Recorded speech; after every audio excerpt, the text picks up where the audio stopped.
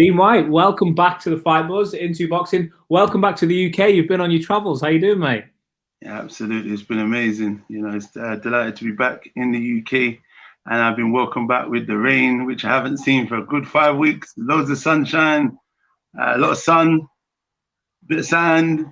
Oh, mate, stop it. Tequilas and daiquiris, mojitos, the lot. So yeah, I had a good time. You know, networking, working, building bridges, building relationships. So yeah, it's great. It's nice to be back. So yeah. It's great to have you back. It has been. I told you a couple of times off air. It's been horrible. The weather's been horrible, but I'm sure you don't care one little bit. Vegas looked good. Josh Taylor looked decent, didn't he? Yeah, Josh is a good boy. You know, Josh done really good. I was speaking to him yesterday. Funny enough, said he's coming to London in a couple of weeks as well. So okay. I don't know if he's bringing his belts or what he's coming for, but he said, yeah, we'll try and get a catch up, which is good. But no, he's a real sound kid. Couldn't be more made up for him, and chuffed.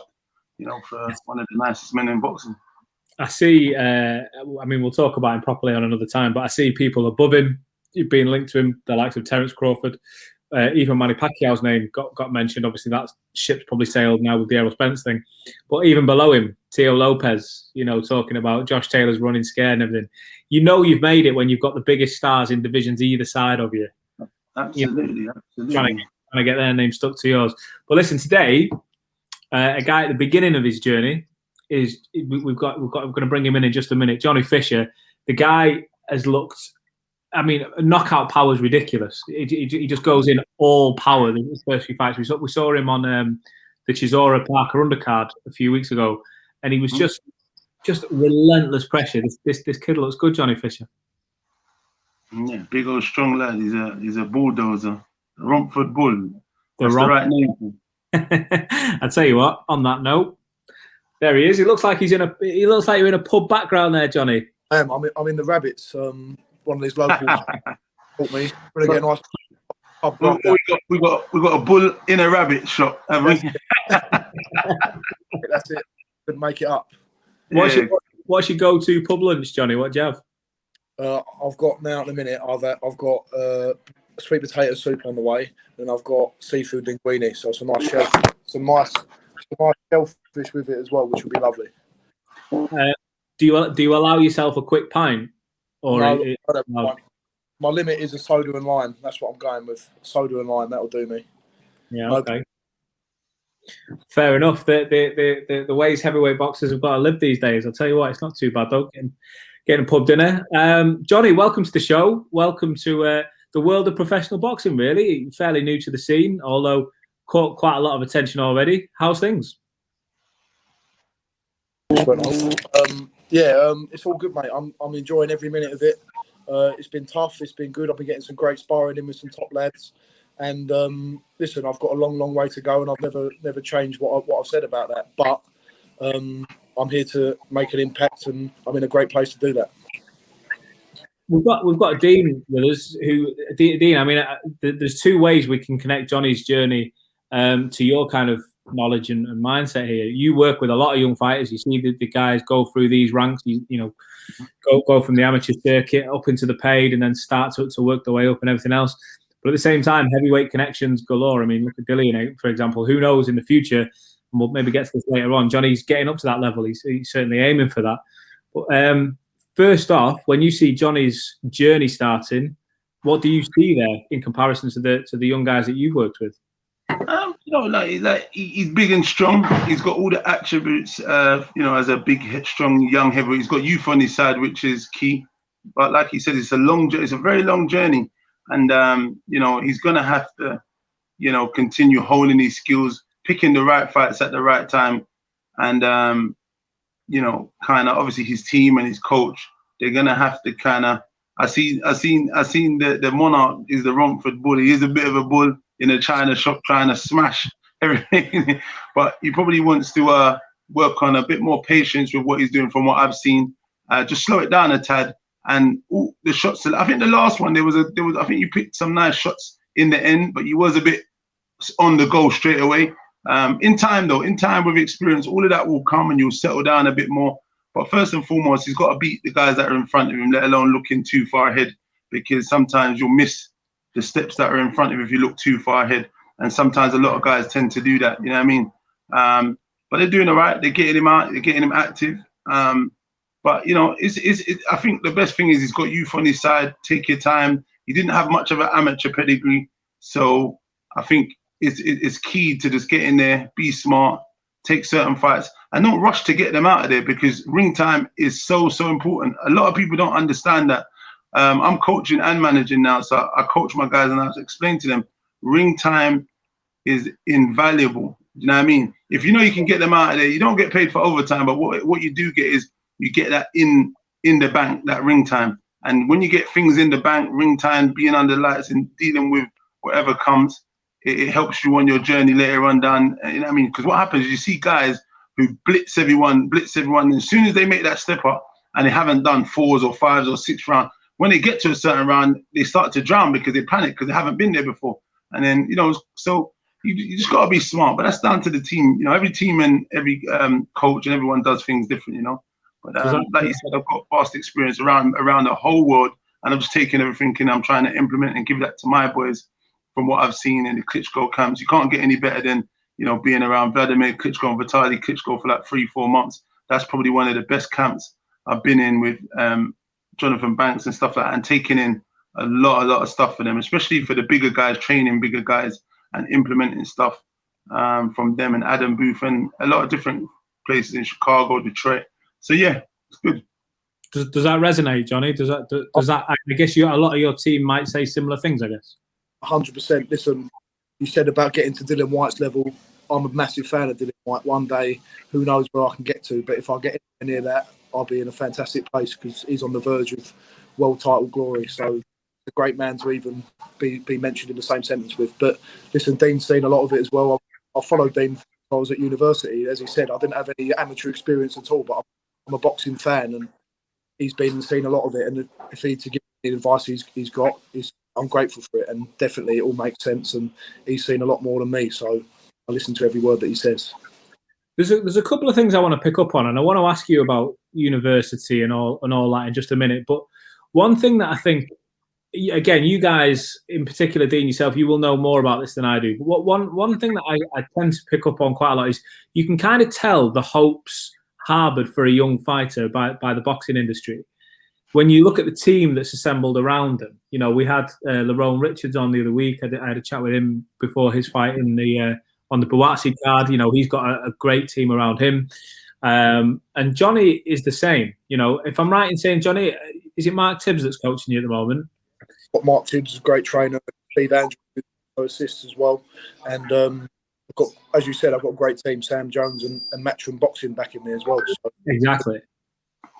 So when you start, sorry to jump in. So when you start seeing that kind of team around you, I mean, these guys, the names that you've mentioned there, Mark, Sam, Matchroom, they know the sport of boxing. You know, they know what to look out for, what signs to kind of pick up on, if you like.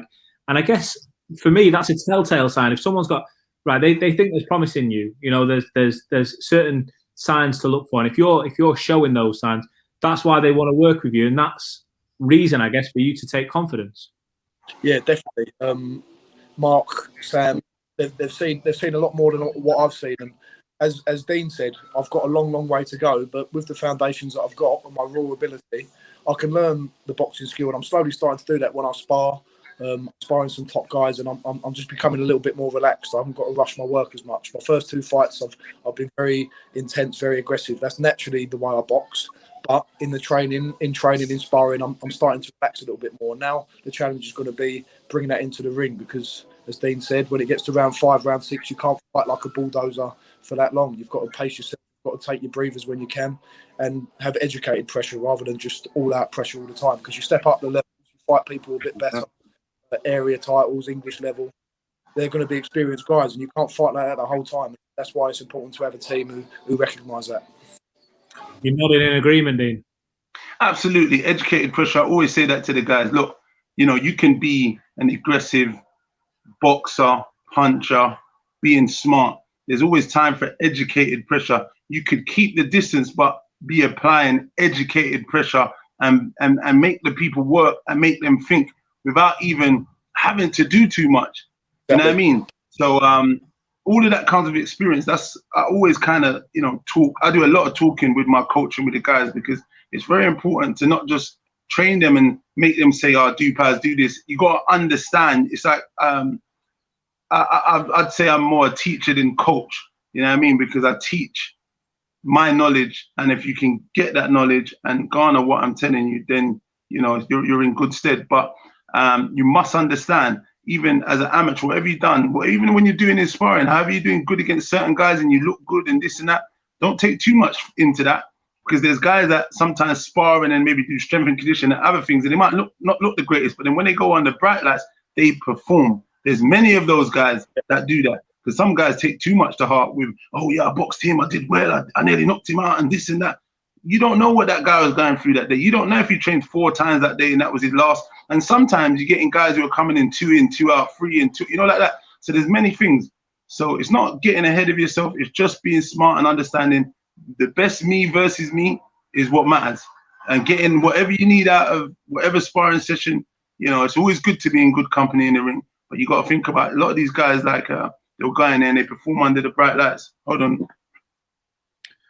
What was it like for you, Johnny, being I guess kind of thrust in under those bright lights? I remember we first met in that Matchroom bubble. When was that? Like 3 or 4 weeks ago. And obviously you were brought in, if memory serves, you were brought in quite late to that. And obviously, like you say, not a great amount of amateur background. So you kind of knew, if this in a respectful way, you kind of knew to that environment, as in you're on the scene, there you go, adapt, quickly go. Yeah. How is it all? How are you finding that? Yeah, well, the thing is with my career so far, it has been very much just thrown in and see what you can do. Well, I've started off just sparring Joyce, as Dean said, a couple rounds in, couple rounds out, done well, and sparred a few other guys. And then I've just been thrown into it. Like that last fight, I knew with 3 days' notice. I was always training. I was sparring Daniel Dubois for that fight as well. And that was more for like sort of 4 to 6 rounds. So I have developed my skill training a little bit, coming out, not doing 2 in, 2 out. I've built myself up to a big 6-round sparrer now. But again, that's different fighting. Being bright lights, that's a new challenge in itself. And I think having no fans there has actually been quite valuable for me, because you can build it without having a crowd. The next challenge is going to be fighting in front of crowds, and with my style, especially and trying to become even more of a bulldozer or running. So there's lots of challenges ahead, and being thrust into this environment's probably helped me, because I dealt with that pressure and I've shown that I can deal with it. And now it's about the new challenges that come up, and one fight at a time, one step at a time, we'll see how far I can go. Let me just ask you really quickly, because you're probably in a great position to give some insight on this. The Joyce Daniel Dubois dynamic is one that I think is quite captivating. The last fight, Joyce obviously got the win, and we know how, we know what happened there. People were saying, I think some people were saying Dubois was up on the cards. I think I remember hearing, but Joyce has done a real. What card are you referring to? The ones in the pub? Well, maybe he would say this. I'm sure Frank Warren said that on an interview the other day. Wow. Stands to be correct. Yeah. Lucky old Joyce. He's from our manor. He didn't need the scorecard, sunshine, because that is diabolical. Up on the scorecards. What are they watching? I thought it wasn't. I thought it was competitive, but I definitely drove up by 2 or 3. That's my hell yeah. Joe proved a lot of people. He showed a lot of people what he could do that night. And they're saying that maybe in the future they fight again. Joyce is being linked to Usyk. Joyce is being linked to a number of different fights, and Daniel's obviously fighting this weekend. So as a dynamic as those two, as my phone's going mad, so I'm going to hide that. What do you shut up? It is. It's going off, isn't it? What? Well, that never happens. What do you see for the future for those two, Johnny? I mean, you've worked with them both. I'm not going to put you in the position of saying who gave you the hardest work. It's not fair for me to do that. But do you see their paths crossing again? Do you see them both going up to the top, or do you see them maybe not getting past future challenges like Usyk? Listen, I think Joe's got to be looking at the stage of the career he's at now. He wants that world title shot, doesn't he? He's not going to be looking back to fight Daniel again. What was he going out of fighting Daniel again? Because he's already beat him convincingly. He doesn't need to fight him again. But in terms of who gives me the harder work, Joe, when I sparred Joe, he's levels above me in terms of experience, and I can tell he's not trying to prove anything against me. When I sparred Daniel, they were proper full-blooded spars, and he comes. So that was great work. They're different type of spars. When you spar people, as Dean said, some people might have had a hard 5 days of training and they spar and they're more relaxed. They know that they're a level above you. But when I was sparring Daniel, that was great work. It was like full-blooded sparring, and it was great. It was great for the few weeks I had it. But in terms of Joe Joyce, he's looking for world level now. Usyk, I think he's got the tools to beat Usyk. He's in the big league. Then he's got Whyte. He could. Or he'll be looking at Joshua or Fury. With Daniel, he's got a lot of building to do, and starts on Saturday. I think he'll come through that, and if he's managed right and he's trained right, he can also be at level one day. But he's a little bit further off it than Joe. He's only young still. He's only a year and a half older than me, so he's got time as well. There's no rush guys like this. He's been put into that fight with Joe Joyce a bit too soon, in my opinion. They're managing correctly now, and he's got 5-6 years to build if he wants to. He's going to be up there, no doubt, in the future. Yeah, I'm guessing you're on the same page as that, Dean, I guess. Sorry, Chris. Listen. There's a lot of disrespect where it's concerned for Joe, because Joe's pedigree speaks for itself. You know what I mean? Joe's been and done everything. He's the most decorated English amateur at heavyweight, and he's achieved everything. He's literally won everything. His record as a pro is amazing as well for the guys he's fought, and he's just gone in there, the juggernaut, and he's smashed, pildered, plundered like the old school, old school. He's just a wrecking ball, you get me? And yeah, Joe's serious business, quite funny. Obviously, I bring my guy Iffy. Iffy's quite a small kind of heavyweight. That's why he fights at cruiserweight really, but he's like, we might do him cruiser bridger, but he spars. And Joe, but Joe's just a machine, like, you know what I mean? If he's fast, he's got good movement, so it's good sparring, but Joe just onto him all the, the juggernaut is the right name for me. Just non-stop punching. His tank's bloody as good as any, and he just keeps coming. And I don't think there's anything like the bull's head here that there's to gain from Joe to look back to say to fight Daniel, unless Daniel gets into position for a mandatory if the belts are one of that WBO's vacated, or he beats Usyk and then Daniel's in position. But yet again, I can't see, Daniel's a young guy. He's got a long way to go as well. He didn't have that experience. He's big, he's strong. He does have power, but power is not enough when you know how to negate power and you know how to control distance. It's so under boxing. If you got this IQ, that understanding and moving away from that right hand power. Listen, Joe Joyce did it all night the other day. It was easy. He jabbed, he stepped off, he moved off from the power punch, and he kept it real simple and basic. And that's really what it is in a nutshell. I'm not discrediting Daniel. Daniel's going to be a great prospect, and in time, he'll come up and he'll do good stuff. But at the minute, I think, like the Paul said, he's got a lot of learning to do. He's got to take one fight at a time. Let's see how he does. Is it tomorrow night? Yeah, tomorrow night. He's got to come back against Bob Dan Dinu, which is a decent fight. I've seen him fight and he's done all right. As long as the guys don't, they go in there and perform. Because some of these guys, they do rabbit in the headlights sometimes. They think of Dubois. But that maybe invincibility has been shattered for what Joe Joyce did to him. So let's see if they start coming in there with the attitude and desire to win. So let's see what happens when it's stuck on him a little bit more, because now a lot of people think, right, he's a quitter. They think he's beatable. He's not, like, like Mike Tyson, that invincible aura, that knockout specialist, that seemed to have wandered a bit. So let's see what happens now from tomorrow onwards with the guys he faces. It's an interesting, it's a big task for him in terms of mental toughness and how he grows from the last fight and coming back, and we're going to see where he is. But listen, in terms of those two comparisons, I don't even want to hear those kind of comparisons.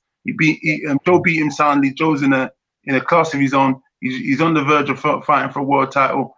But at the top end of this scale, when you're talking world title, it's business end as well. That's the only thing I'd say. When you're talking about the likes of Dillian, Anthony Joshua, and those kind of guys, it's a lot of business up there, and there's a lot of money up there. So I'm not sure in terms, when you look at Joe, he's not at those guys. There's their level in terms of the business factor as well. So when guys look at fights, they weigh up the business factor as well. So there's the politics in boxing is quite mad. So, yeah. it's a slippery slope. So but listen, it's good time if you're a fan of boxing, which I am. I love boxing. I live, I sleep, I dream, I talk, I sing, I shout boxing, I run boxing. You know what I mean? It's always on my mind. So I mean, great time for us. Loads of fights, loads of imaginary fights we can make up in our mind and just enjoy. Yeah, I don't want to go too far on the Joe Joyce and Dubois. I think it's an interesting note. But one final comment on it, I guess, is there's a potential, and I know a few of these paths have crossed in Olympics and amateur circuits, but that level, if you like, if you step outside the big four of Tyson, AJ, Dillian and Deontay, you've then got the likes of Usyk, Joyce, Hrgovic, Yoka, Hunter, and all these guys who are just there's a lot to kind of thinking about there. Just to come back, Andy Ruiz, Derek Chisora's in the mix, even though he lost a lot, but he's another wrecking ball as well. Derek Chisora, and Parker, he's a hard man to kill. Yeah, you've got them top four, and then as you said, you've got about 9 or 10, like still world level, on the verge of world level. Yeah. So there's fights. If you're a boxing fan, there's not been times like this for a long time, is there? Let's come back onto you, Johnny, because your story is quite something. You know, you don't have a great amateur career and story to speak of, but not because you weren't active. Correct me if I'm wrong. Rugby player and a history degree. Yeah, I was at university, right? When I first started university, I damaged my hand playing rugby before I got there, and I went to university with the idea of trying to get a career in rugby, and I played at Exeter Uni, which is a good standard. They feed into Exeter Chiefs, who were like a Premiership rugby team. I was good enough to play for them, but I could have played Championship rugby or League One rugby. But it was only the second year of uni I started boxing again.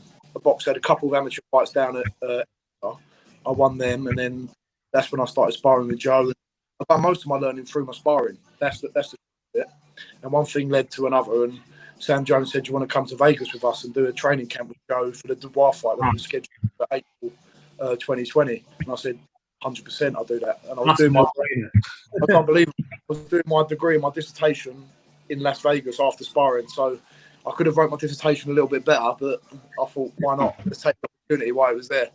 Wow, that's amazing. Let me ask you 2 questions about the boxing and rugby comparison. Yeah. Who trains harder, rugby players or boxers? And who parties harder, rugby players or boxers? The second one's a no-brainer. It's definitely rugby players. They get up to some crazy stuff. And I've been involved myself too. But they're a different breed, especially the posh boys I'm uni with. They're a completely different breed of people. And I thought, what the hell's going on here? But in terms of training harder, I think boxers are very different the way everyone trains. I think in boxing, I've learned a lot from where I'm training now. You don't necessarily have to train hard and kill yourself every single day. It's about managing your workload and fit for the important parts of training, and it's about peaking and getting to the feeling great when you're a week out, rather than killing yourself. Get ready to fight. The rugby players they train like weights all the time, strength training, and it's every week you're sort of playing, so it's a different training altogether. With boxing, it's about peaking, hitting the top when you're about to fight. That's what I'd say. Yeah. Guessing you know all about those training camps, Dean? Yeah, hell yeah. Listen, been in many of them, man. And it's right, you're saying it's just peaking at the right time. Funny enough, I played rugby many years ago, probably maybe 30 odd years ago, to be honest. I was, I don't even have a clue what it was about. I was just a fast runner, and I used to just iron people out, just like just do some crazy shit, and then they were just like, yeah, you can let out your violence on these guys, And I was like, okay, fair enough. I used to do some horrible stuff, and I was like, you know what, it is hard work, that bloody game, and I just gave it. I've had a few games, but this is like it's probably when I was 30 something. And a few of my mates used to play for some decent teams. They went on to play and continue. I did it a little bit, and then I was like, listen, man, I just like punching people in the face or something. So all this grabbing, and then when I do hit someone with my elbow and punch them in the face, they're like, hey, that's illegal. Red card. Other things in rugby, you can smash into people, but you can't punch them in the face. It's like, yeah. It's it is quite something. Just finally, then, because I know that Dean, I know you're on a bit of a time schedule here, but just finally, I want to speak to you both. I mean, the heavyweight well, I don't want to say circuit, heavyweight news ticker tape feed, if you like, has been running overtime the last few weeks because of that top table, because of those three names that, it's going that way to Saudi Arabia, then there's a handbrake turn, and it's going that way to Vegas for a trilogy fight with Fury and Wilder. Start with yourself, Johnny. Yeah. What do you make of all that? I mean, I'll ask you for a prediction in a moment for Tyson Wilder, but what, as someone who's on that scene, or maybe not at that level yet, but someone who's on the scene, what do you make of what's gone on? I think Tyson's been linked up a little bit, looks like, in Las Vegas, and I think all along he's fighting Joshua in the summer, and I think everyone thought end of the year, didn't they, at first, and then it started saying, fighting, but I think Fury thought he already knew about it. If he's got a free fight deal with Wilder, you in a contract, you sort of know that you've got to fight him again. It's a contractual agreement, so I think Fury to fight him, but I think it's still a tough test to come through Deontay Wilder for a third time. Doesn't matter what he's done to him before, he's still got that rocket power in the right hand. So it's going to be a tough test. But I think it's a bit of mind games, sort of pretending that they're gonna fight in August, and it's not going to happen, I don't think, till the end of the year now. What was your take on it all? I'm guessing it was infuriating coming from the Whyte camp, if you like. All right, it might mean you wait a bit longer, but at least I didn't get it from any of them. I got it from the source, my friend. Unfortunately, I got it from the main man himself. Eddie was, saying it was virtually done, and they had a date when I was at the office a little while, just a couple months before, maybe I think before I went, and then obviously I think things while I was in America could have been Mexico. Things started to change. I can't remember where I was where it started to change, but if they knew there was arbitration in the back, and it was they should have really been mentioning that from the beginning, because it's like if you're just a normal Joe Blogs and you got an ABH case pending, there is a possibility you could go down, or you could go and get yourself on a tag where you're not going to be able to be out and fight. So you want to give people the full information, the dossier, to say, look, there's a court case, we're potentially going to win, but if we do lose, this is what could happen. If you don't mention it, people don't know, and you're not giving them all the information for them to, because Tyson announced it, and then obviously it started to come out in the world, and people started to announce it, and then straight after, the arbitration came out, and then he said he lost. But I'm saying, if you gave the people the information from the beginning, then it would have been a bit more easier, and then they could have made a fair an assumption on what and where they was going with the direction, because they could have said, you know what, look, let's hold fire on this fight, let's hold fire on announcing, let's hold fire on the locations where we're thinking, get the arbitration out of the way. If you lose, you fight your fight, and hopefully you win, and then we come back to the drawing board. That would have been better. But to not say anything and string everyone on and getting the hopes of the fans and the world so exciting, drooling for this tantalizing, mouth-watering fight, it's crazy, because everyone was looking forward to it. There was some stuff around it which I was kind of looking forward to, and it's a shame that it's gone now. But hopefully it will be back. Look, respectfully, that these guys got to go and beat who's front of them, and it's not a foregone conclusion. This one beats that one, or that one beats this one. It's heavyweight boxing.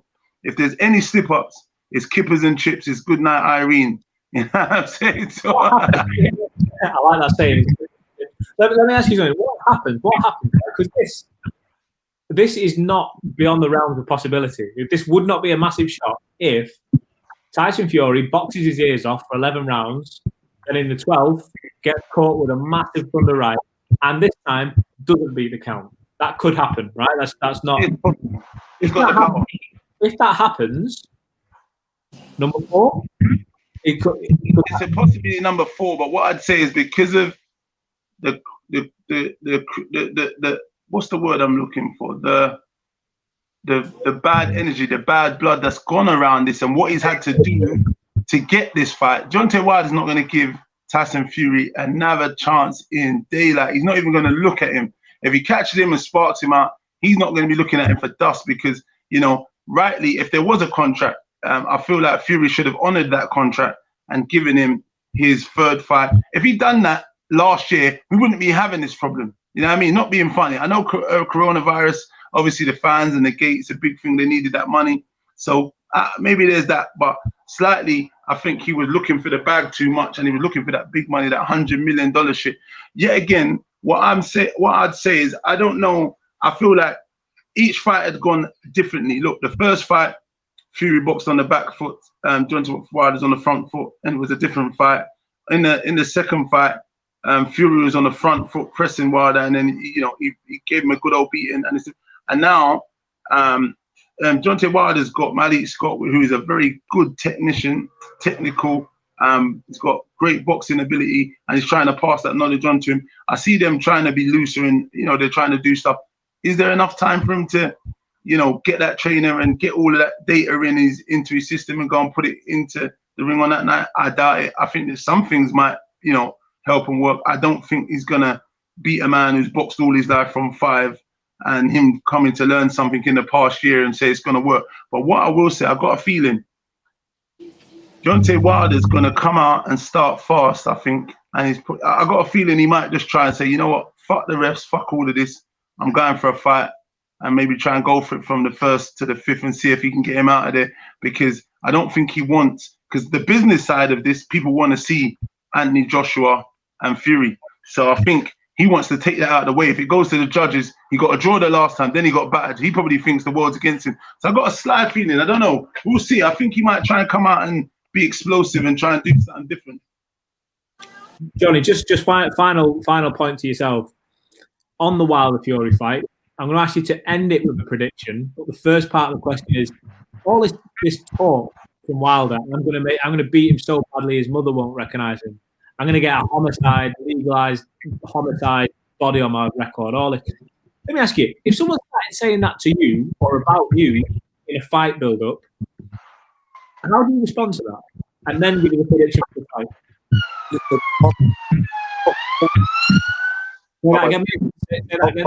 I've not been brought up to be disrespectful to anyone, and even especially in boxing, everyone in boxing gets in the ring, deserves respect. And if someone said that to me, I'll go above. But when it gets to the ring, that's when they're paying the price. That's awesome. Fair play. Who wins Wilder Fury? Put your hat on it. Fury. I'm a Fury fan, but I think if Fury switched on, which is a big if, because we know what he's like. He's up and down a lot of the time. If he switched on, the best Tyson Fury, I think, beats anyone on the planet. But I just really hope because we all want to see the big fight. And as Dean said, no foregone conclusion, because Deontay Wilder can smash, and who's school boxer as well. He could beat Joshua. You just don't know what's going to happen. They're still great fights. They're great fights to watch, but we all want the big one, don't we? We want the Fury Joshua. Yeah. Well, Johnny, Dean, I'm going to let you guys run on. I want to thank you both for joining us today. Listen, we've got to do this again. We've got to get you back, Johnny. I know you're a busy man. I'm sure we'll see you back out again soon. So we'll get you on before that one. No, thanks very much for having me on, and good to speak to you both, Chris and Dean. I appreciate it. Thanks for coming on, Johnny, man. Catch you later. Dean, I'm going to let you run on as well. Thank you very much for joining us again. Yeah. Peace out. We'll catch you. This time we'll catch you before you go back over to Mexico or America or wherever you go in next. All right, no doubt, man. Listen, we'll catch up shortly, Chris. Thanks very much.